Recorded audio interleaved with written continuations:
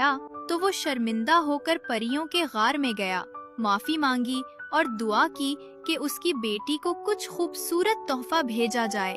परी बाहर आई और बोली, तुम्हारी बेटी ने हमें याद रखा, हम भी उसे प्यार करते हैं। फिर उसने रईस को एक खजूर का पौधा, डेट ट्री, एक सोने का बेलचा, एक सुनहरी बाल्टी और एक रेशमी रुमाल दिया। कहा, ये जमीन खोदने, पानी देने और पत्ते साफ करने के लिए हैं। रईस ने ये तोहफे लिए, परी का शुक्रिया अदा किया और अपने मुल्क वापस चला गया। वहाँ पहुँचकर उसने अपनी स्टेप डॉटर्स को उनके तोहफे दिए, ड्रेसेस, ज्वेल्स, सब कुछ, और आखिर में अपनी बेटी को वो परी वाला गिफ्ट दिया। सिंड्रेला खुशी से पागल हो गई। उसने फौरन वो डेट ट्री एक खूबसूरत फ्लावर पॉट में लगाया, उसके आसपास जमीन खोदी, पानी दिया और हर सुबह और शाम उसके पत्तों को उस सिल्कन नैपकिन से साफ करती थी। कुछ ही दिनों में वो पौधा बड़ा हो गया। हर उस डेट ट्री से एक परी निकली। कौन है? मैं तुम्हारे दरख्त की रूह हूँ बेटी। बोलो बेटा, क्या चाहिए तुम्हें?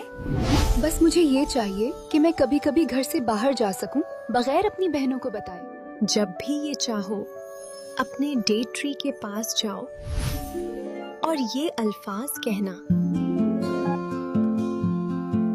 My little date tree, my golden tree, with a golden hoe I have hoed thee, with a golden can I have watered thee, with a silken cloth I have wiped thee dry. Now strip thee and dress me speedily. और जब दोबारा अपने मामूली कपड़ों में आना हो तो आखिरी लाइन बदल कर कहना, स्ट्रिप मी एंड ड्रेस दी। और बस परी के जाते ही सैंड्रेला की जिंदगी में जादू शुरू हो गया। जब फीस्ट का वक्त आया और स्टेप मदर की बेटियां निकली, बिल्कुल चमकती हुई, रिबन्स, फ्लावर्स, नए स्लीपर्स और शूज, खुशबू, घनघरों, रोजेज सब पहने हुए, तो सिंड्रेला फौरन फ्लावर पॉट के पास दौड़ी। जैसे ही उसने वो अल्फाज दोहराए जो परी ने सिखाए थे, वो खुद को एक क्वीन की तरह महसूस करने लगी। उसने रॉयल कपड़े पहने, एक पैल्फ्री सवारी का घोड़ा पर बैठी।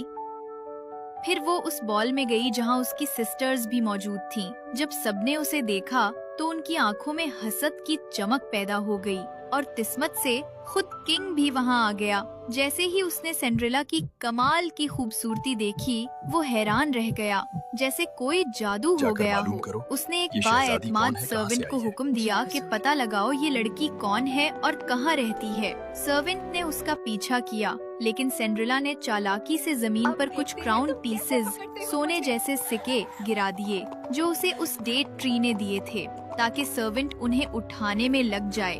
सर्वेंट ने लैंटर्न जलाई और सिक्के चुनने में लग गया और पैल्फ्रे का पीछा भूल गया।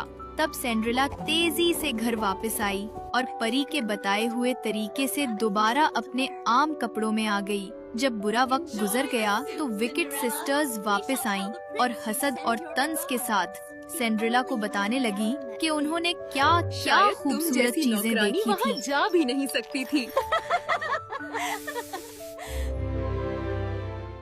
इसी दौरान सर्वेंट वापस गया और किंग को क्राउन पीसेस की कहानी सुनाई। किंग बहुत गुस्से में आ गया और सर्वेंट को डांट कर कहा कि तुमने अपना नसीब चंद फॉर्टिंग्स के लिए बेच दिया। उसने हुक्म दिया कि अगली फेस्ट पर हर हाल में पता लगाना कि वो लड़की कौन है और कहाँ रहती है। जब अगली फेस्ट आई तो सिस्टर्स फिर से तैयार होकर गईं, लेकिन बेचारी सिंड्रेला को फिर से हाथ के पास छोड़ दिया गया। इस बार भी सिंड्रेला दौड़कर डेट ट्री के पास गई, परी के सिखाए हुए अल्फाज दोहराए और फौरन बहुत सी डैमसेल्स नौकरानियां जाहिर हो गईं। किसी के हाथ में आईना, किसी के पास पंपकिन वाटर, किसी के पास कर्लिंग आयरन, किसी के पास comb, pins, dresses, capes, collars. उन्होंने उसे इतना खूबसूरत बना दिया कि वो सूरज जैसी चमकने लगी। फिर उसे एक कोच में बिठाया गया और फुटमैन और पेजेस उसके साथ थे। जब वो उस हॉल में पहुंची जहां फीस्ट हो रही थी, सब हैरान रह गए। सिस्टर्स फिर से हसद में जल उठीं और किंग का दिल जैसे आग से भर गया, यानी वो उस पर फिर से फरिफ्ता हो गया। जब सिंड्रेला वापस जाने लगी तो सर्वेंट दोबारा उसके पीछे हो लिया, लेकिन उस बार भी उसने पकड़े जाने से बचने के लिए एक मुट्ठी पर्ल्स और ज्वेल जमीन पर गिरा दिए। जब सर्वेंट आहिस्ता आहिस्ता वापस आया तो किंग ने उसे देखते ही चीख कर